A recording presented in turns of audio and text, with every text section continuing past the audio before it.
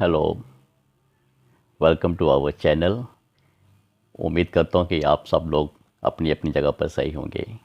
आज मैं जो वीडियो बना रहा हूँ वो हिंदी में बनाऊँगा और बहुत इंटरेस्टिंग सी वीडियो है। एक्चुअली आपने नाम सुना होगा मनोज मुंतासिर का। ये काफ़ी अच्छे राइटर हैं। इनका जो सॉन्ग था तेरी मिट्टी, वो जो अक्षय कुमार की फ़िल्म का था, तब से मैं इनका नाम जो है सुर्खियों में है। और पिछले कई दिनों से इन्होंने बहुत सारी वीडियोस बनाई हैं। बोलने का अंदाज़ बड़ा अच्छा है, चीज़ों की नॉलेज बहुत अच्छी है। तो उनका एक वीडियो अभी रिसेंटली वायरल हुआ है, जो है कि उन्होंने स्वामी विवेकानंद की स्पीच से क्या सीखा है। तो मुझे बड़ी अच्छी लग रही है ये वीडियो, तो मैं आपके साथ सुनना चाहता हूँ। ठीक है, वीडियो काफ़ी लंबी है, तो मैं इनको सुनते हैं पहले, फिर बाद में बात करते हैं। 9/11 इनको सुनते हैं। एक तारीख जो डरा देती है। याद आती हैं दो ऊंची इमारतें, उनसे टकराते हवाई जहाज, Osama bin Laden, George Bush वगैरह वगैरह। हम इस तारीख से डरते इसलिए हैं क्योंकि हमारा पॉइंट ऑफ रेफरेंस गलत है। 9/11 के नाम पर हमें वर्ल्ड ट्रेड सेंटर के धमाके तो सुनाई देते हैं, लेकिन विश्व शांति और हिंदू धर्म की सनातन संस्कृति को पश्चिम के पटल पर खोल देने वाले स्वामी विवेकानंद की अमृत वाणी नहीं सुनाई देती। स्वामी जी के शिकागो भाषण की तारीख भी यही थी, 9/11, 11 सितंबर 1893। क्या था वो भाषण जिसने अमेरिका को ही नहीं पूरे पश्चिम को भारत का मुरीद बना दिया? क्या थे वो पहले 5 शब्द जिन्हें सुनते ही 7,000 लोग 2.5 मिनट तक खड़े होकर मंत्रमुग्ध तालियां बजाते रहे? और क्या सीखा हमने शिकागो के उस स्पीच से, जिसे दुनिया के सर्वश्रेष्ठ व्याख्यानों में से एक गिना जाता है?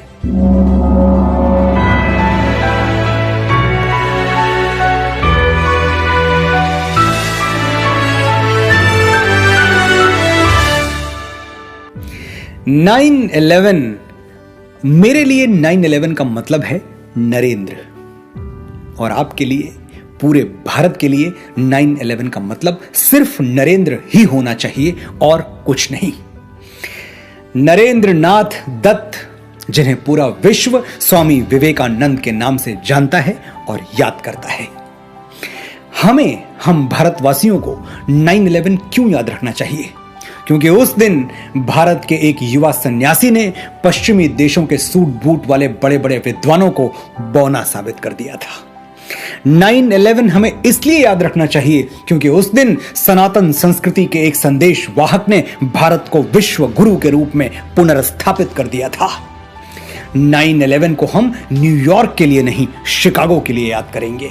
विध्वंस के लिए नहीं, विश्व शांति के लिए याद करेंगे। आतंकवाद के लिए नहीं, सनातन संवाद के लिए याद करेंगे।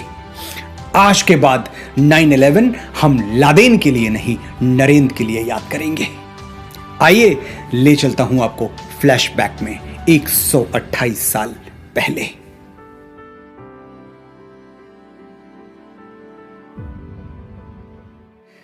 तारीख 11 सितंबर 1893। जगह लेक मिशिगन के तट पर बसा हुआ अमेरिका का सबसे घनी आबादी वाला शहर शिकागो। अवसर विश्व धर्म संसद। पात्र पूरी दुनिया से आए हुए अलग अलग धर्मों के प्रतिनिधि और भारत का एक युवा तपस्वी स्वामी विवेकानंद। मौका तो था धर्म पर विचार विमर्श का, लेकिन दूसरों को छोटा और खुद को बड़ा समझने वाली पश्चिमी संस्कृति सैकड़ों विद्वानों के बीच बैठे हुए विवेकानंद का मजाक उड़ा रही थी। उनके कपड़े सूट बूट वाले विद्वानों से मेल नहीं खा रहे थे, कदकाठी भी कोई खास नहीं थी। उनके मस्तक पर ज्ञान का तेज तो था, लेकिन अहंकार नहीं। भारत को तीसरी दुनिया मानने वाले, सपेरों का देश कहने वाले मन ही मन स्वामी जी पर हंस रहे थे। बड़ी बड़ी बातें करता है भारत, विश्व की प्राचीनतम सभ्यता कहता है खुद को। बात बात पर उपनिषद और वेद खोल के बैठ जाता है, लेकिन जहां बात मुकाबले की आई, पीछे हट गया। एक लकड़ी का सिपाही जंग लड़ने भेज दिया। ये तो हमारे तर्क की पैनी तलवार का एक वार भी नहीं सह पाएगा, चटक जाएगा। स्वामी जी सभा में निश्चिंत बैठे रहे और अलग अलग देशों के अलग अलग धर्मों के विद्वानों को एकाग्र होकर सुनते रहे। लोग अलग थे, धर्म अलग थे, लेकिन दावा सबका एक ही था, मेरे धर्म जैसा कोई धर्म नहीं, मेरे सिद्धांत जैसा कोई सिद्धांत नहीं, और मेरे वंश जैसा कोई वंश नहीं। थोड़ी देर बाद विश्व धर्म संसद में स्वामी विवेकानंद का नाम पुकारा गया और वो अपनी जगह से उठकर मंच की ओर बढ़ने लगे। तब स्वामी विवेकानंद की उम्र थी सिर्फ 30 साल। 30 बरस का ज्योतिपुंज था, ज्ञान पुष्प का सुरभि कुंज था। मस्तक पर अरुणिम वो रेखा, चकित रह गया जिसने देखा। शब्द सुदर्शन धारी था वो, देवदूत अवतारी था वो। स्वामी जी मंच की ओर अकेले चल के नहीं आए, उनके साथ भारत की सनातन संस्कृति और लाखों वर्षों का इतिहास भी मंच तक आ पहुंचा। और अब पूरा विश्व सुनना चाहता था कि भारत क्या कहेगा। जहां इतने बड़े बड़े धर्म योद्धा बोल चुके हैं, वहां ये भगवाधारी लड़का सनातन धर्म की श्रेष्ठता कैसे सिद्ध करेगा।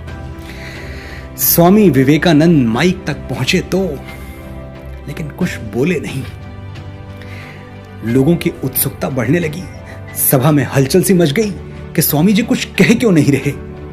कुछ टाइयों ने उपहास किया, this is what you call cold feet, India has gone silent.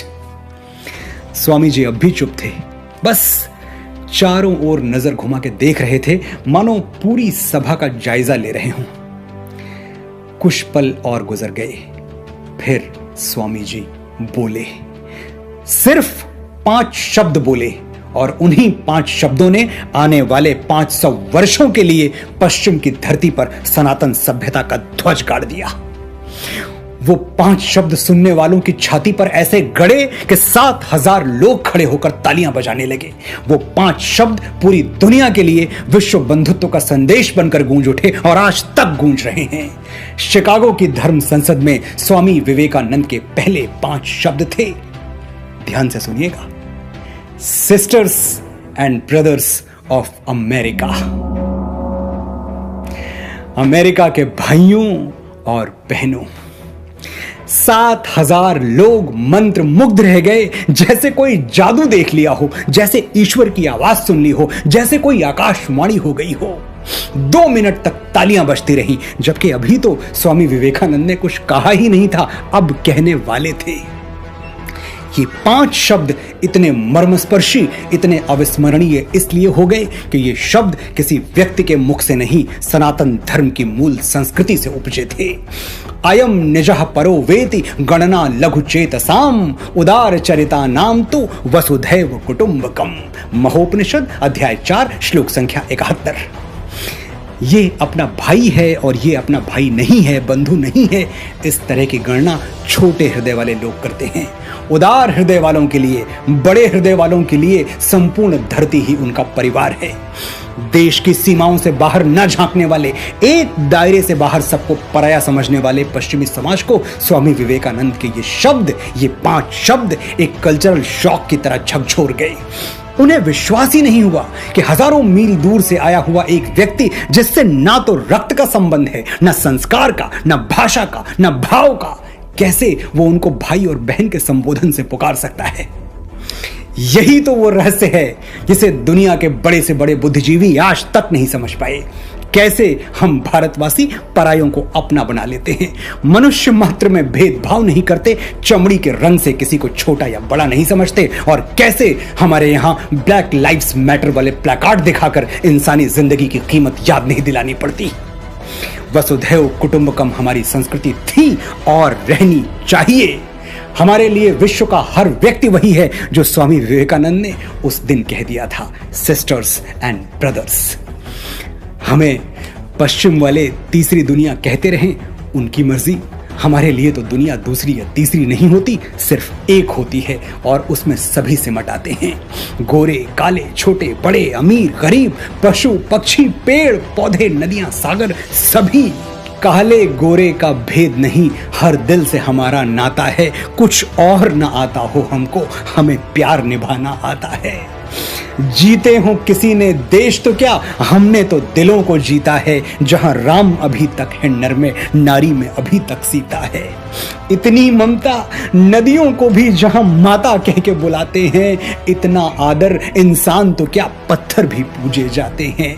इस धरती पे मैंने जन्म लिया ये सोच के मैं इतराता हूं, भारत का रहने वाला हूं, भारत की बात सुनाता हूं। उन 5 शब्दों के बाद स्वामी विवेकानंद धारा प्रवाह हो गए।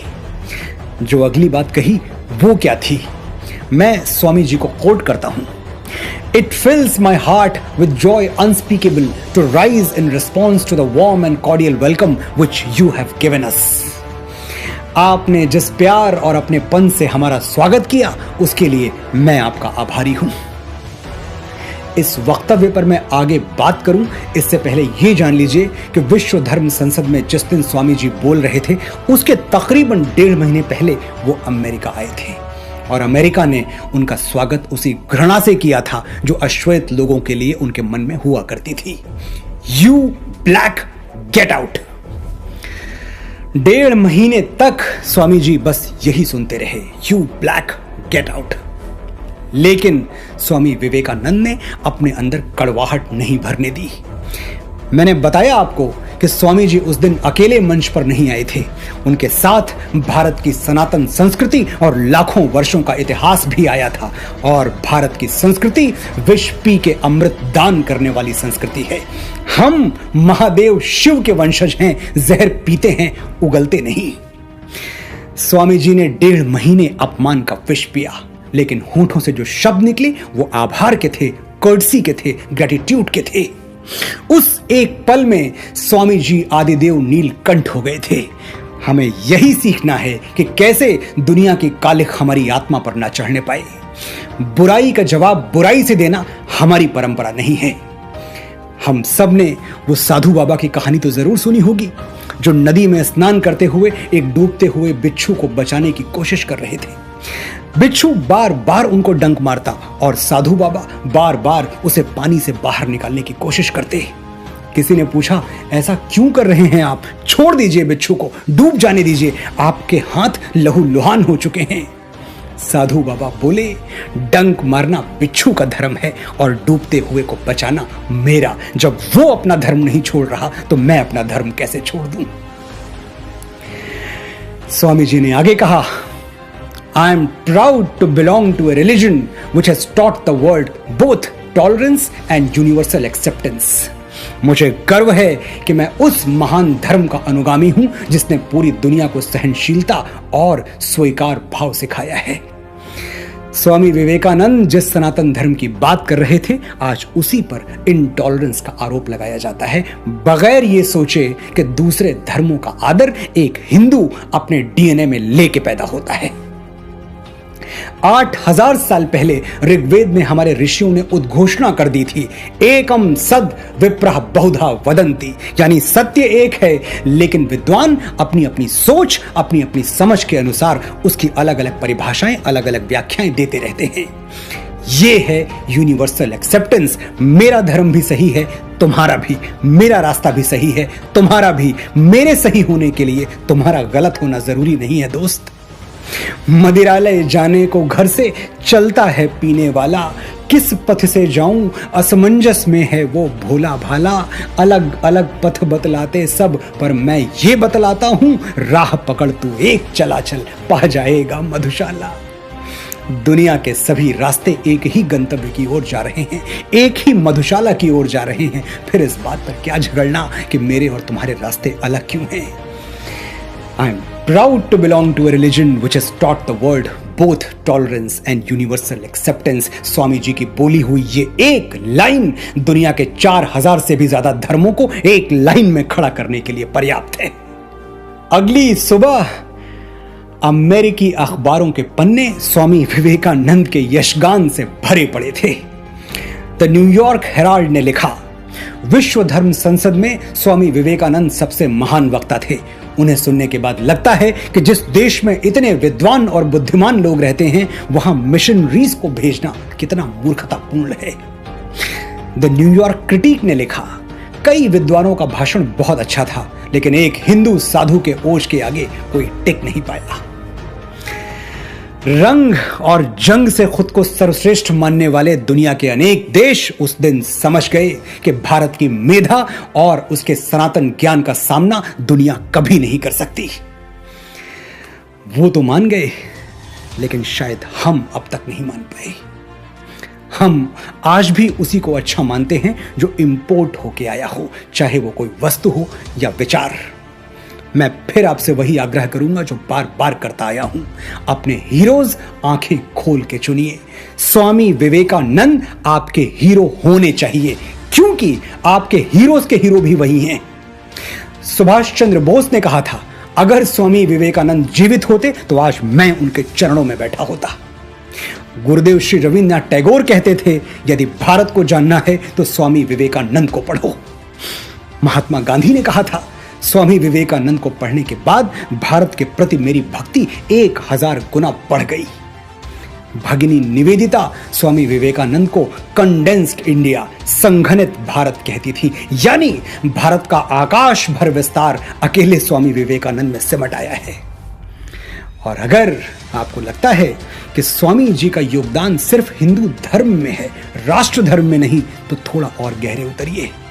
पढ़िए वो लिटरेचर जहां अंग्रेजों ने खुद लिखा है कि 1897 के बाद उन्होंने ब्रिटिश सरकार के खिलाफ क्रांति करने वाले जितने भी सेनानियों को पकड़ा, उनमें से अधिकांश के पास स्वामी जी की फोटो या उनसे संबंधित कोई ना कोई साहित्य, कोई ना कोई लिटरेचर जरूर मिलता था।